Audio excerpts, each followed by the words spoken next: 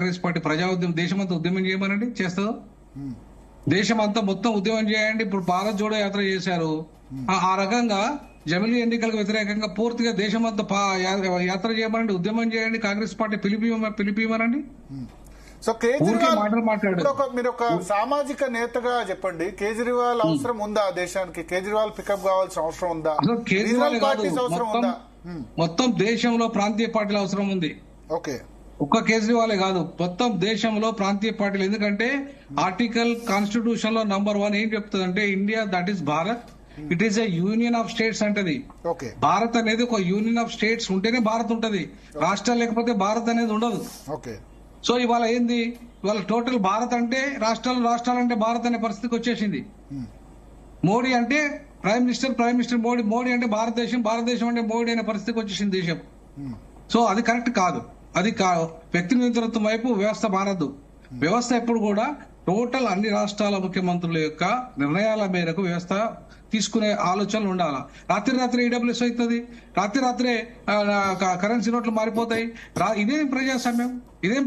ప్రజాస్వామ్యంలో చర్చ ఉండాలి. చర్చ అన్ని రాష్ట్రాలకు మేలు జరిగే విధంగా ఉండాలి, విభిన్న వర్గాలకు మేలు జరగాలి. ఈ దేశం అనేది ఒక మతమో, ఒక జాతియో, ఒక ప్రాంతమో, ఒక భాష కోసం కాదు. విభిన్న భాషలు, విభిన్న సంస్కృతి, విభిన్న జాతులు, విభిన్న ప్రాంతాలు. మీరు చెప్పిన అంశాలన్నిటికీ మరి ప్రజాముద్ర పడుతుంది, వాళ్ళే గెలుస్తున్నారు, వాళ్ళకే అది ఎక్కువ ఓటు వస్తుంది. నేనేమంటున్నా, కారణం ఏంటంటే హిందుత్వ ఎజెండాని వాళ్ళు అమలు చేయడము, రాజకీయ ఎజెండాలు కన్సాలిడేట్ చేయడము.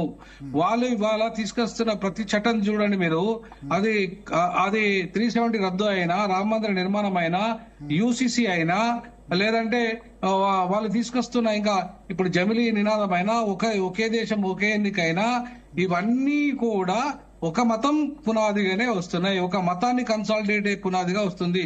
ఈ దేశంలో మెజారిటీ మతము మనమే రక్షించగలుగుతాము. మెజారిటీ ప్రజలు రక్షించేది బీజేపీ.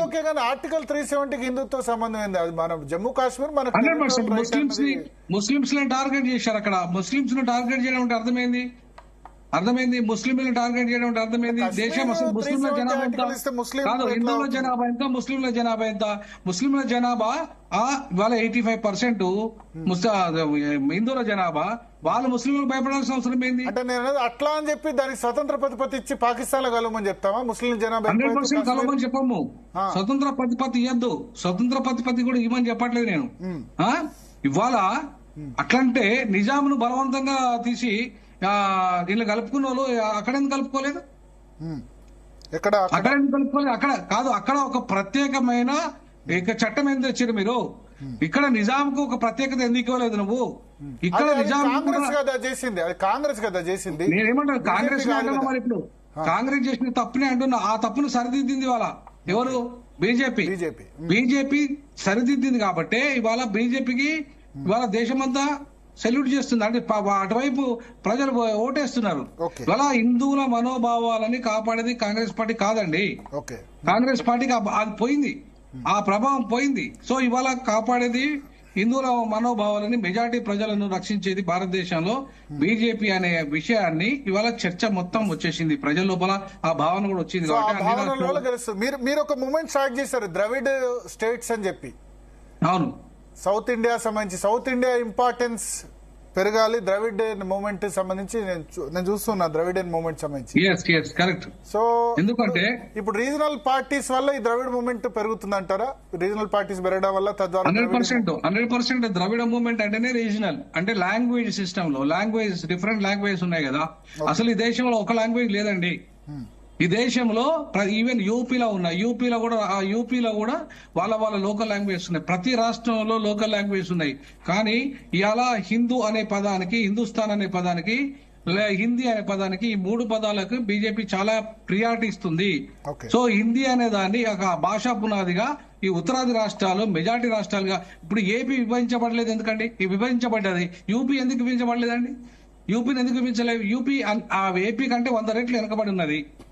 పరిపాలన విభజన జరిగి ప్రజలు సమగ్రంగా అభివృద్ధి చెందాలంటే ముందు విభజన జరగాలి. మరి యూపీని 4 రాష్ట్రాలు చేయమని మాయావతి గారు చెప్పి అసెంబ్లీ తీర్మానం చేస్తే అక్కడ దాన్ని చేయని వాళ్ళు ఇక్కడ అసెంబ్లీ తీర్మానాన్ని వ్యతిరేకిస్తూ ఏపీని ఎందుకు చేసిందండి?